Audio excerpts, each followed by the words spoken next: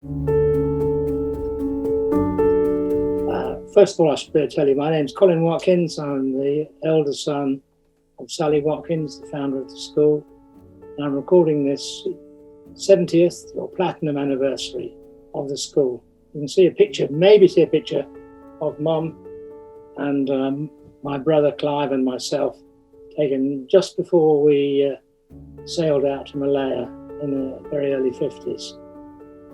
My father was offered a job by the Foreign Colonial Office running the fire service in Malaya, and we all sailed out there. I was pretty young, 3, and having settled down in Kuala Lumpur, my mum, who was of course a trained teacher, and she trained in London during the war, she gave thought to our education.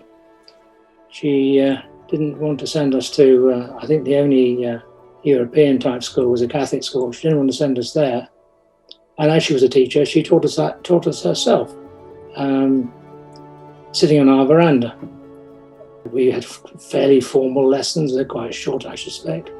And then a couple of my dad's colleagues down in the government building heard about this, and they said, could they send their sons, I think it was all sons in those days, and then his deputy, who was a Chinese Malay, said, could he send his son?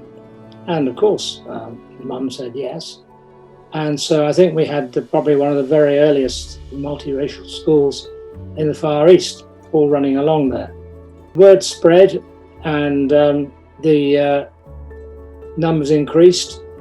Our veranda became too small to accommodate it all, and I think the ages, I certainly wasn't the oldest by then, and so they acquired a small wooden building in the grounds of our house, and that's how it progressed.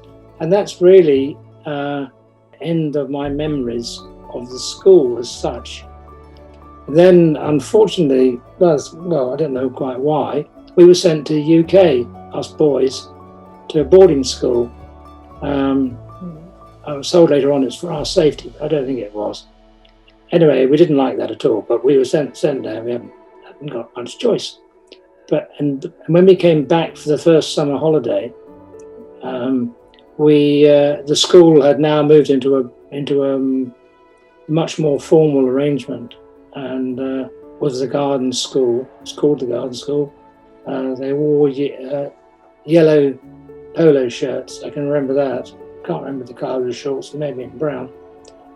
That's really my memory of how Mum got the school going. So it's really by her own efforts, and supported by all the people who sent their children there. It was all good fun, I think. She worked jolly hard. Anyway, all the very best for your 70th, all of you. Good luck to all of you who have graduated. I know some of you have done extraordinarily well. And those of you still at school, all the very best for your next phase of education, and all the best in your exams. Thank you.